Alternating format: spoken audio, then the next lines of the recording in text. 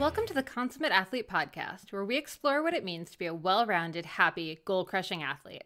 Every week, myself, sports journalist Molly Herford, and cycling coach and kinesiologist Peter Glassford interview experts and chat through all of your training questions. We're excited to have you along for the ride.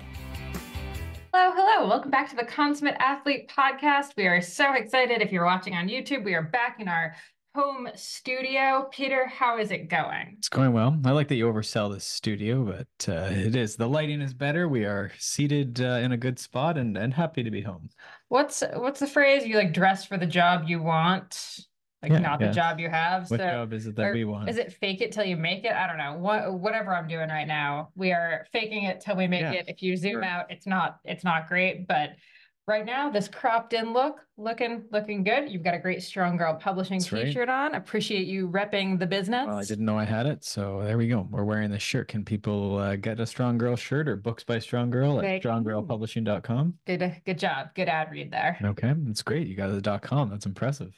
I was pretty proud. Yeah. Okay, there you go. Yeah, we actually everyone should go to stronggirlpublishing.com because we just launched our new sort of header image, which does not sound like a big deal, but it is actually a really big deal. My good friend, illustrator Pip Clappy did it for us, and I'm so jazzed on it. And I think, small businesses that connect, that are actually, I gotta put this out there. Small businesses like this one that are actually paying real artists for work, I think is really important.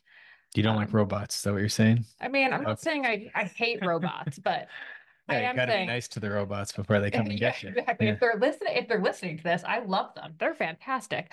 But I see so many companies now trying to figure out how to use AI to kind of do all of this content and stuff. And I get that I'm sure someone's going to play this back to me in 5 years. I'm going to laugh at how naive I was. Molly.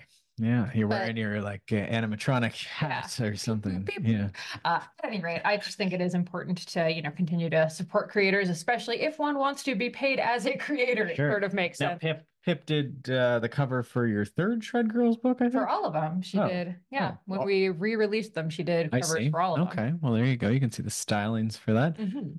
So yeah, that's stronggirlpublishing.com, which is good. We forget to mention your other jobs. We don't have time for my other jobs on this podcast. We are confined to the limits of an hour. Have you written anything else of interest these last couple of weeks? Well, actually, I was just in the Bicycling Magazine offices last week on the note of all of the things and intros being read and stuff. And they will have a bike shop with Gabe video coming out with me talking about both saddle issues, saddle sores, which everyone who listens to this podcast knows is something I'm deeply passionate about, but also some aerodynamics for the everyman kind of content. So that was a fun thing to do, but I felt bad for Gabe because he's like, how should I introduce you? And I was like, man, I can't answer that question. Okay, well, there you go. That's another chance you could get a bicycling subscription and support journalism, one of the longest running magazines, or at least still running magazines out there. And it's true, yeah. They're good people. Yeah, and you're we didn't actually realize this, but is that in the masthead? What is that called? Yeah, so Molly's name is in the front of Bicycling Magazine if you happen to pick one up.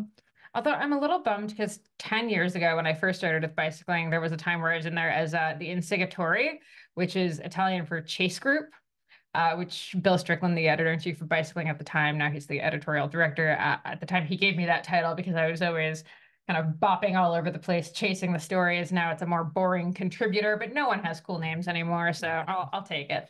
There you go. Well, we're here for another AMA. So we have AMA. I'm jumping between clients. We're here for another Q&A, and this is, which is sort of similar, but not as. These are technically AMAs. You could feel free to ask us anything via Instagram, Consummate Athlete, or over at consummateathlete.com. Sure. And if you could always email us. I think info@consummateathlete.com works if you want to do that. We should double check that. So if you want to help me test that, that'd be great. That has been on your to-do list. But yeah, the messaging works great, and that could be private or not. You don't have to, share who you are or anything like that. I mean, you'd have to tell us sort of on Instagram, but there you go. We're also on Facebook as well. So if that's a place you like to ask those questions, but we have 3 pretty good questions this week. Pretty good. The one isn't actually a question, but 2 are questions, and then one sort of like an uplifting study that just came out. Okay, I love it. Okay, so the first one is around year-round intensity. I like this. So what do you think about keeping intensity in year-round? It seems like more people are doing Zwift races or track racing or indoor trainer workouts than there used to be. Will they all burn out, or are they onto something? Loving the last part of the question. Probably both and, yeah. Some will, and some. I don't think this is new. I always think about. I used to do when you used to buy a fluid indoor trainer from Cyclops. They'd ship a CTS video, a VHS tape. I think when I first got one, and it had not Chris Carmichael. It had Dean Golich and a bunch of the Trek team. So I think Roland Green and Alison Sider. I think Travis Brown too was in this video. And so they all were positioned on their trainer, and you would put this videotape into your VHS player, and you'd get on your trainer, and you'd just pedal along. And Dean Golich would tell you when to go hard and when to go easy. And they had a little, speedometer type thing on the screen that just sort of said like we're in the red zone, and then it would go to the green zone. And I think that was a 5x2 or something. And I don't know. I think I used to do that, once a week or something. Did it have like music in the background or anything? I think so. I think a little bit. And then Dean Golich would tell you, like, I recall, like, mountain bikers have the best pedal stroke, and then they'd have some footage come in, like B-roll of, like Alison Sider in like a muddy race climbing, using her smooth pedal stroke. There you go. So that's a little analogy or side tangent. All that to say, it's not like the idea of doing intensity indoors or intensity in the winter is actually like that new. It's been around for and I mean, if you look at back like running or biking, like classics, you could call it base one or accumulation phase. Running would always have sprints and these like shorter efforts sprinkled in, strides, that sort of thing. And then in a Joe Friel annual plan, if you went in and got your training Bible, you'd look at a base one and it would have force. So there would be things like again, sprints and 5-second this, or like maybe a lower RPM seated drill of some type. Carmichael would have, since we just mentioned them, they would do similar with like their power starts and stomps and this sort of thing. So a lot of it was shorter. There was maybe less of what we see now is maybe more of like a Zwift race where it's like 40 minutes full gas or plus or minus. Like it could be shorter and more intense or longer. I think like I've seen people doing like 2-hour ones, and certainly they go, the sky's the limit, I guess. Sure. So that is new, this like racing, where there's more comparison. I was just there talking to my imaginary friends on the VHS tape. So, it was maybe more controlled and not at that like 10 out of 10 level where some folks might be finding that. So I don't know. I don't think it's a bad thing. I really think that you probably could, there's this like thing, this linear periodization where we go from like easy to hard, and you don't actually do the race intensity, or you don't actually do the race discipline. I always laugh about mountain biking in Canada. We don't do it for like 8 months of the year, which is really odd when you think about sports, especially as a pro, right? Like it's sort of an odd, you don't do the thing at the intensity or even in the environment. Unless you're lucky to go somewhere. So I think sprinkling it around is okay. Well, and I was going to say, certainly, a lot of how we used to train was based entirely on how pros train or pros trained. And Phil Cavell mentions this in the Midlife Cyclist.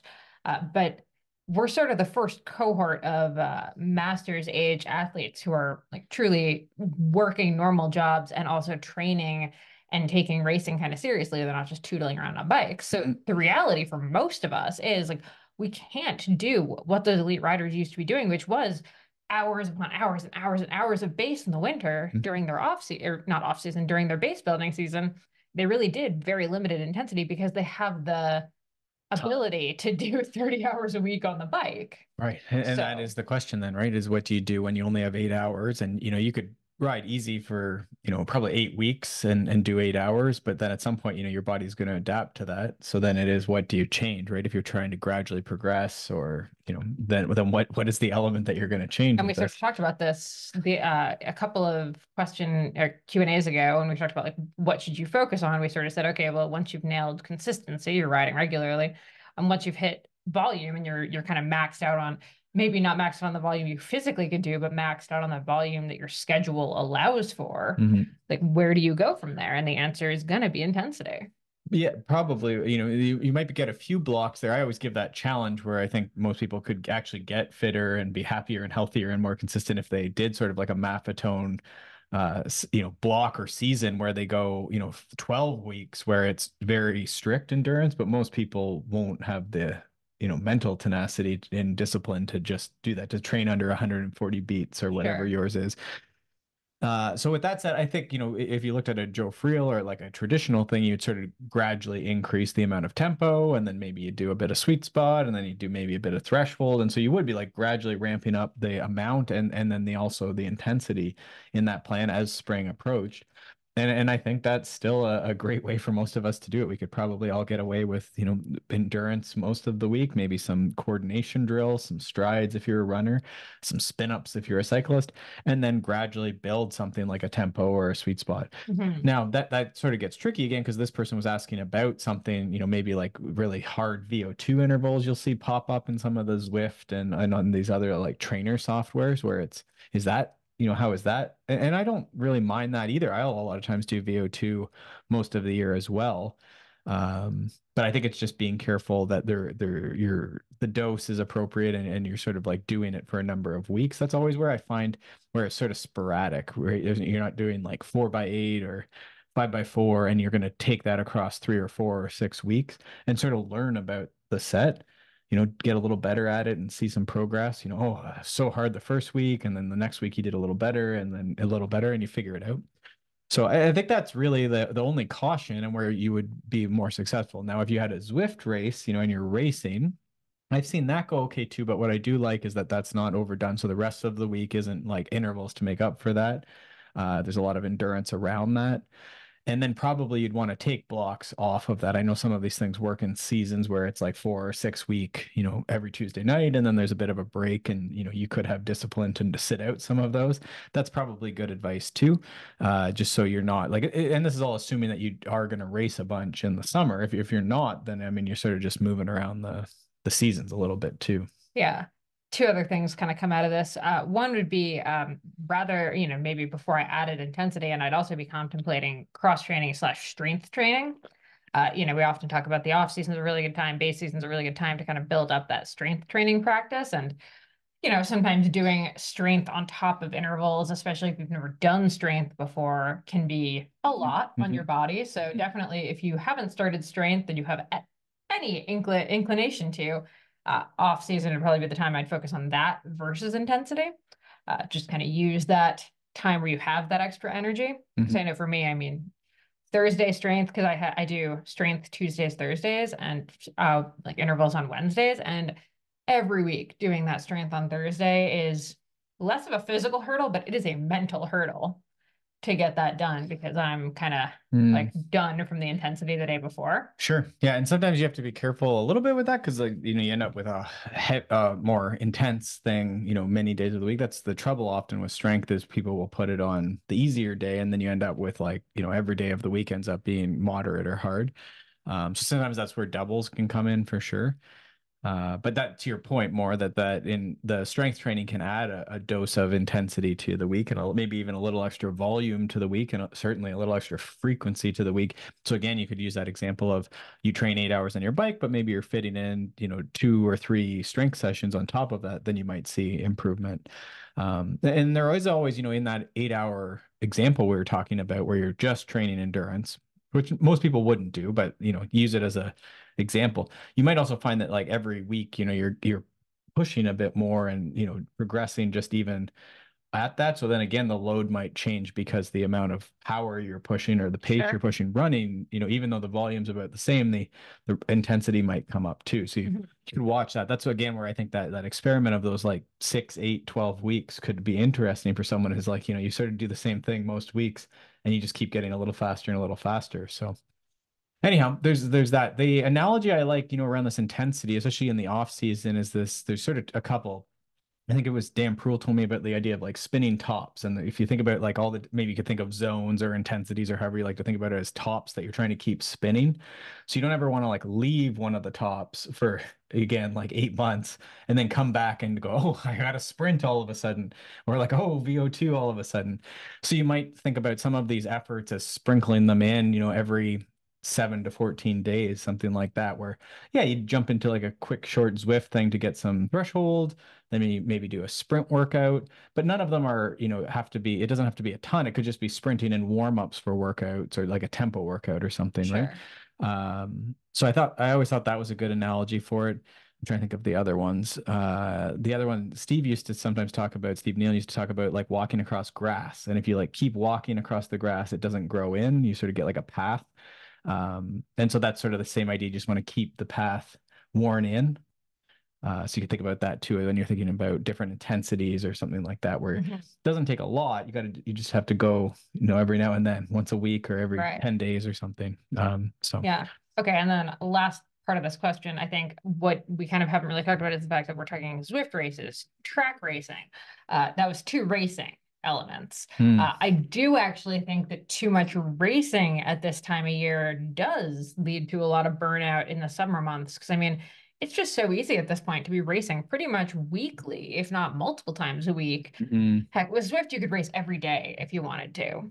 Like, I think there's a real danger of you take a few weeks off in the fall and then suddenly, like, boom, you're back racing. This is the time of year where people are getting a little bit itchy. And, I think it's not bad to do a couple of races, even a few races, but I do think you need to be careful and think towards like what the rest of your season, what you want it to look like. If you have a super stacked summer, say that 10 times fast, then it's probably not the time. Like right now would not be the time to be racing every single weekend, virtually or not, because there still is an element of stress to even a virtual race, right? It's not like, oh, this is a super chill thing I'm doing in my basement. Usually it's fairly stressful. Sure. And I mean, what that usually means is that you're not getting longer rides in or the endurance in. So it comes with a trade-off and a bit of a recovery thing. If you are racing, are you taking a day or two off before that or late before that? Some people might try not to, but again, if those are races you're trying to do well in, there would inevitably be,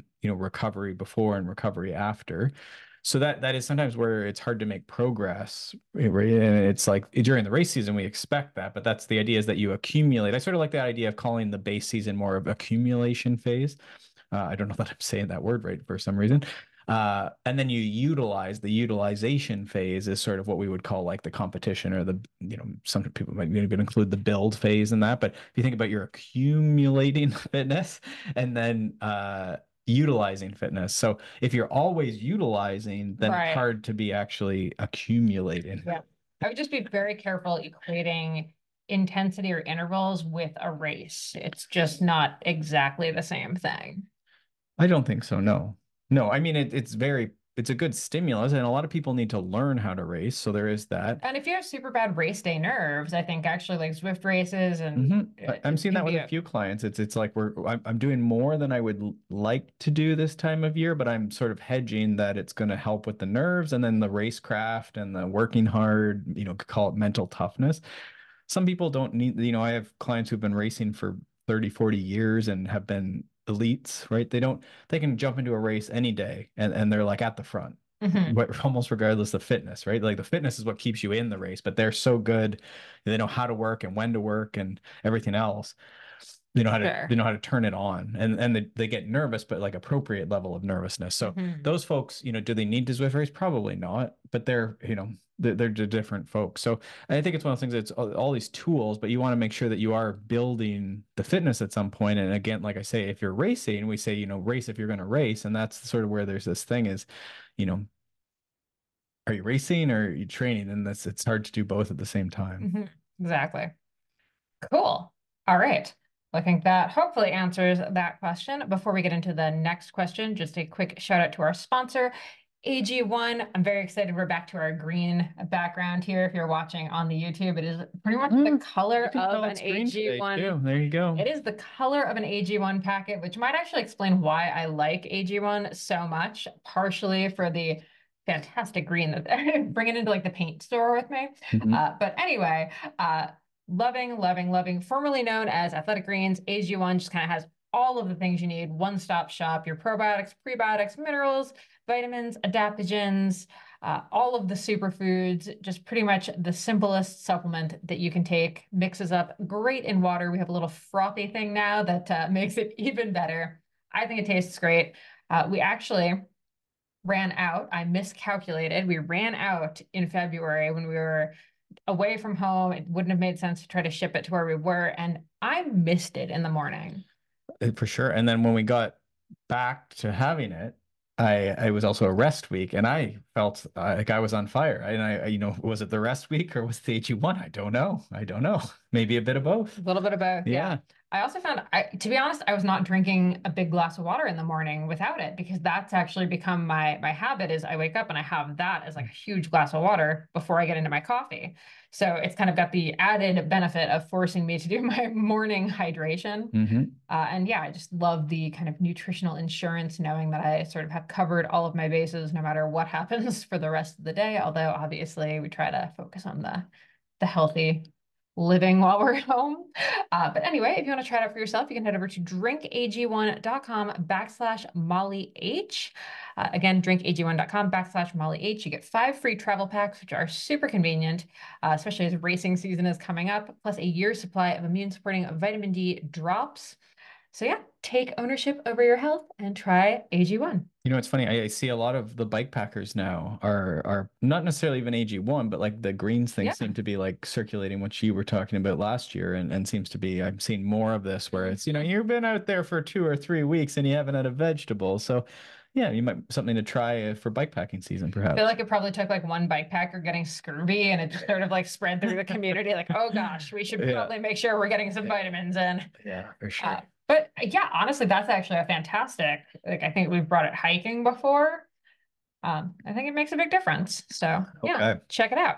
So we have, this one's like a middle, this isn't really a question. I was going to say, not a question, but a headline that I'm excited about. Sure. So we get the question a lot. We've predicted last year was the year of strength training coming into cycling, certainly with the menopause. We had the second edition of Roar, Stacy Sims, Celine Yeager. Their book just came back out, I guess. Do you say back or released? The second edition was released. So you should definitely check that out.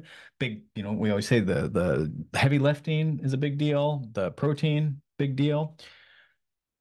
So last year, I think, was big for strength training. I think that was a safe prediction. I don't know that everyone was doubting me or arguing against me on my prediction. But what we hear a lot is, I've never strength trained in my life. It doesn't fit into my life. I'm 40. How am I going to start? I'm 50. How am I going to start? So this study caught my eye because it was actually someone who started, a woman who started powerlifting at 63 and became world champion at 71. And there's actually 2 articles. I thought it was the same person, but it's actually 2 different people. Oh, wow. All very similar stories. One is the world champion, but one is not the world champion. But one went into powerlifting competitions, very similar ages, which was sort of neat. A bit different levels, but the study on the world champion, so 63 and then 71. I thought there was a few things. They started weightlifting, never had done it before. Does it say that they were fairly inactive before that or not? I'm not sure. The study is forthcoming, so I don't have all the details on this. In any case, they hadn't really done a lot, let's say that, at 60. And then what I love is that they did become world champion at 70, whatever's involved in that at 70. But it took, like, what I love about this is that at 60, was that 8 years? What is that? 8 years, right? Which we often talk about, 10,000 hours or whatever, when we're talking to kids, a lot of times it's like, this is a 16-year journey to the Olympics. So are you ready? Right. But I love this, that it's 8 years. Even at 63, we're thinking like long term, where are we going to be in a decade from now? It's just so neat. And so I think some of the things we'd love to see out of this is, can you see some of these things? So it's like, okay, so 63-year-old woman starts powerlifting at 63, world champion by 71, carries 70% less abdominal fat while being 30% more like the muscular. high risk fat, right? You can have body fat, but especially the fat around your midsection. Which, like, hooray for women. That's where we tend to collect fat the most. That's the risky stuff, right? Around your organs, as far as predisposition to basically anything. Yeah. Right? Like, so there you go. And then what was the other? There's 30% more muscular. 30% stronger than non-lifting women at the same age. Honestly, I'm kind of surprised that she's only 30% stronger than non-lifting women at 70. You'd have to see, I guess, because it's some of it is, she didn't do the article on the other person who was similar, not world champion, but still quite impressive. They were saying, she was saying that, like, they don't, the nature doesn't encourage women to do much much of anything after 70. So it was sort of her catchphrase. There's an interesting sentence there. So, nature doesn't allow women to put on much muscle or do anything after 70. That was the gist of it. So, this idea that, once they talk even 20 and 30 years old, it's hard to put on muscle. So, at 60 and 70, it's going to be harder. So I think it's pretty impressive with either of them, but especially this world champion, that the 30% was that 10 years where it's very hard to put on a lot. Right. So I'm impressed by the 30% more muscular, but I'm confused about only being 30% stronger. I would have expected like 200% stronger, because like if she can bench like say 90 pounds, does that imply that most 70-year-old women can bench 60? Because I would say most 35-year-old women can't bench 60. Yeah, I don't know. It's probably one of those average things. And then who can actually come and get studied in a lab, maybe, where you might have a little bit of. Yeah, I'm gonna have to look into the study because that percentage just seems somewhat off. Yeah, I don't know. Seems low. Yeah. Right. I mean, I guess. I mean, I don't know that you're going to get 200%, but it could be. It could be. I mean, those are smaller numbers too, that you're, again, to your point, right? Like you're talking about 60 pounds. So 30% is a fair bit. I guess. Yeah.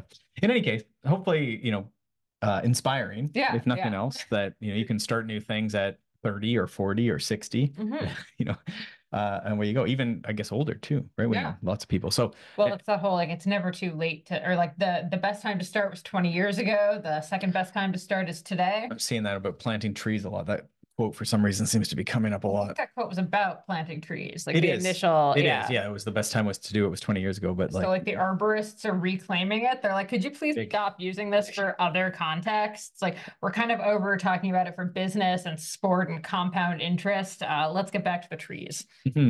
So, all right, yeah. So we'll put the links to both the article and then the study, I guess.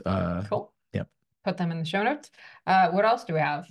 Oh, there's one below that one. Can you scroll down? I'm holding our backdrop up by my elbow here. This is high. So yeah, we've had some issues. I think we've covered this before, but we'll do it again. We'll do a quick hit here. What counts as training? So Training Peaks includes yoga and quote other. So we've had this question a lot about, does shoveling snow count as training? Does mowing the lawn count as training? Hockey.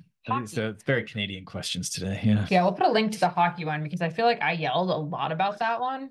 Did you say that it didn't count? What was do you remember? No, we were saying it kind of count, or we said it didn't count, but then I also caveated it by like, okay, so if you play a 3-hour hockey game, just because it doesn't count doesn't mean you should do your intensity workout right after hockey. I mean, even an hour, yeah, it's very intense. Yeah.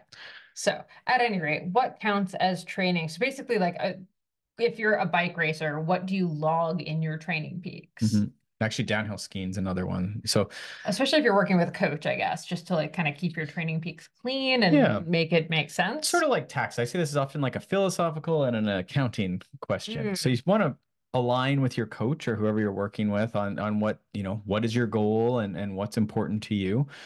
I tend to think of this in a few ways. It's like scheduling, to Molly's point about hockey. If you're at an hour-long hockey thing on Monday night, you probably can't also ride the trainer. Some people can. Some people can fit in a strength session or something that day.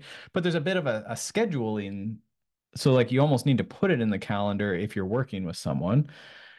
And then the other consideration is sort of that you mentioned earlier, that frequency, volume, intensity, beginner, intermediate, advanced. So if you're the frequency limited person, I would say you put any movement, any sport, anything that looks like not sitting on the couch should be in that Training Peaks, because you want to be getting that routine of like, I am an active person. I am, capable person. I can move in a variety of ways. I move often. And that's yoga. I don't even like, if it looks like not sitting on the couch, then I think it's great. And so I think it's more habit establishment than like actual. For those people. Yeah. And I think, is it going to be super representative of a bicycle performance, right? Because that's the ultimate question here is you get into the Training Peak stuff and then you're like the fitness score. And so you'll see some people will log like the dog walk, hockey practice, 5 hours of downhill skiing, and it looks like they did 18 hours of training.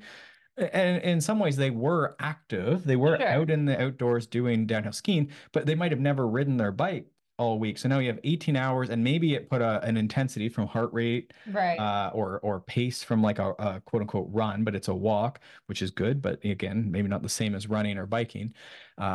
so it's like it could be misleading. They might have a higher fitness. They might get bumped up to that volume or intensity sort of Right. TSS or load, but they might never ride their bike or very infrequently. Right. You're sort of almost creating a false narrative for yourself So now about you how have fit you accounting, right? are. That's why I call it accounting, because it's sort of like at the end of the year, you made 100,000 and I made 100,000, but you were collecting. I don't. This is insulting, and we can make a better thing, but like you were using monopoly money, right? Or maybe that's unfair. Maybe we use currency. So you were collecting I like was collecting USD and you were collecting yeah, Canadian. and who's gonna win? I don't know.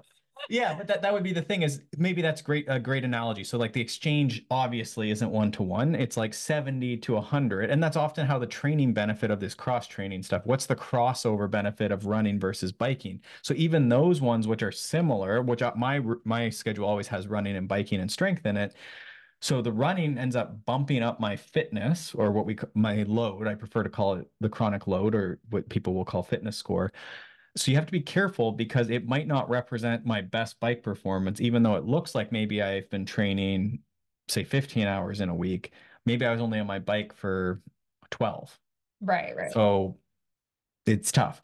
Now, again, in that easier to use example is if I was just downhill skiing for 10 hours every weekend and then, playing hockey on Tuesday nights, and then I rode my bike for 3 hours and I did one or two short 20-minute runs or something.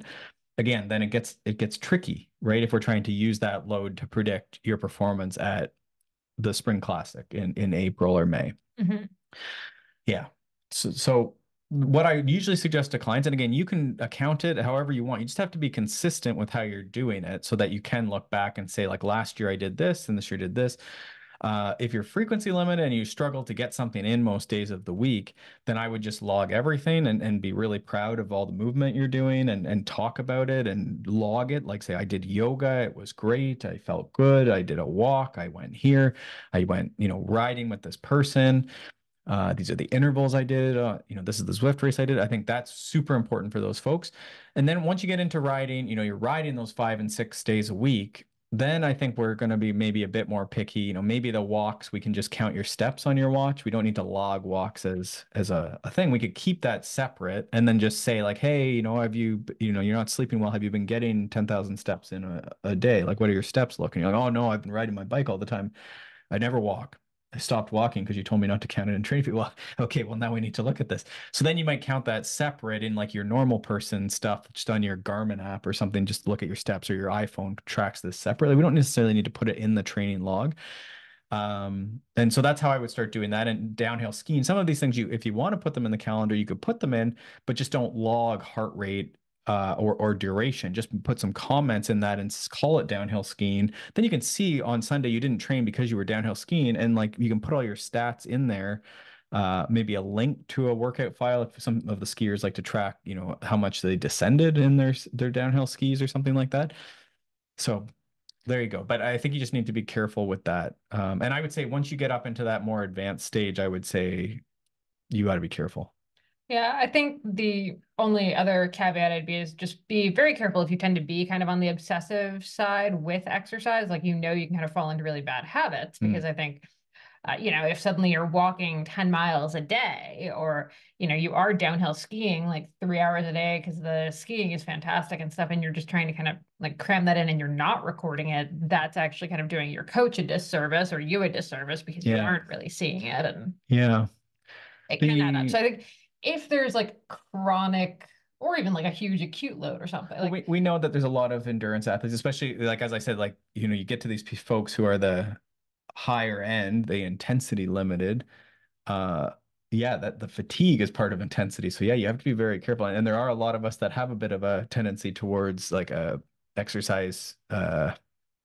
We'll call it an obsession, if not an addiction, right? yeah. Yeah. Yeah, like you're not necessarily like when you say walking the dog, you actually mean like a 7 mile hike up Yeah. and down a mountain. You have a Yeah. team of huskies. Yeah. Yeah, yeah, exactly. Exactly. Yeah. Walked dog, Sure. 17 And so that's, miles. but I mean, again, that's where sometimes I'll say with cross training, like cross training, and maybe we should go back to even just the basic stuff here is like, if the heart rate is up and it's cross training for cycling, running, snowshoeing, cross country skiing, what else do people do? The elliptical, aggressive uphill hiking, Long distance hiking probably counts. Probably there's some water sports we're forgetting. Those, I think you count those because that's, cardiovascular exercise. I think that makes sense. And the same goes for more of like a fitness oriented yoga, like, any of the yogas that are more, vinyasa flow or power yoga or anything like that, where you actually are moving a fair bit and it almost feels like more of a strength training thing. I'd say Pilates actually a lot of the time If it should starts get. looking like strength training, sure. Yeah. Yeah. Now, some people will not record, with strength. Again, they might put it in. This is the intricacies of a log. So some people won't necessarily record, like I would never record heart rate during Right. the strength training. So it actually goes in as volume, so time, but it doesn't go in as the load because there's no intensity put with it, which is somewhat that's sort of a workaround too. Now, in the load, the TSS chart, the performance manager chart, your fitness score, you can trim that to like certain sports as well.